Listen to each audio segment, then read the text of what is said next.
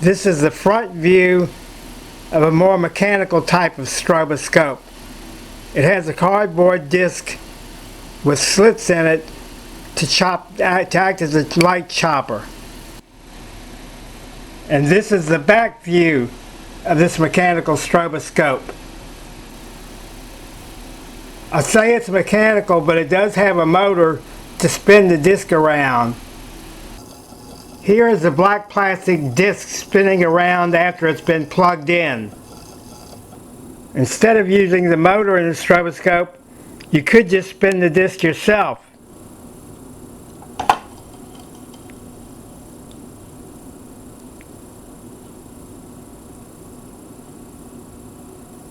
Stroboscopes can be used to freeze the motion of a motor when the flash speed of the strobe light is just as fast as the speed of the motor.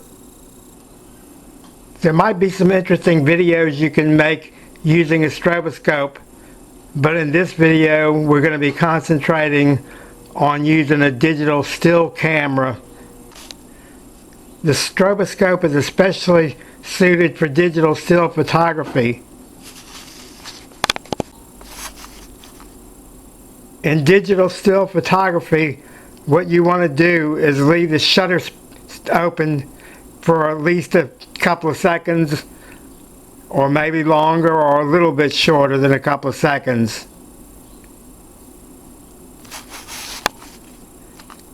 To use a stroboscope for digital still photography, there's three main basic considerations.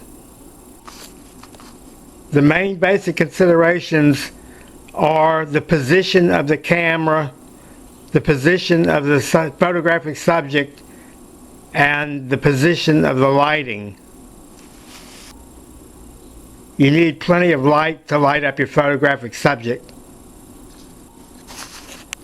You could put the camera at the rear of the stroboscope and the photographic subject in front of the stroboscope, but for the most part it's going to work best if you use the camera in front of the stroboscope and put your photographic subject behind the stroboscope. You want to set your camera to shutter speed like about 2 seconds, or a little more or a little bit less. You want a shutter speed where you will get the stroboscopic effect. There's some space here behind the stroboscope to set a photographic subject on the base. You want to place your camera lens about here, right about where the slits are, to get the stroboscopic effect. And with your subject somewhere back here, you need photographic lighting back there too, so that the subject is well lit. You want to aim the lens of your camera by the slits near where the photographic subject is going to be behind and the back surface. Here is the back part of the stroboscope, and on this surface here is about where you want to put the photographic subject, so it'll be in line with the slits up there. And then your camera will be aimed at the front of the stroboscope. I will show you a couple of stroboscopic still photos that result from using the stroboscope.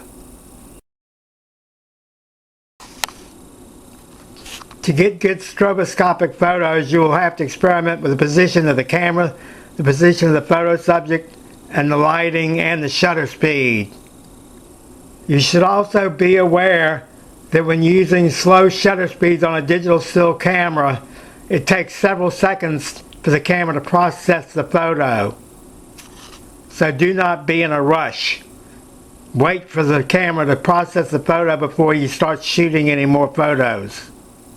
So now that concludes this lesson of how to use a digital still camera together with a stroboscope to make stroboscopic photos. Have fun.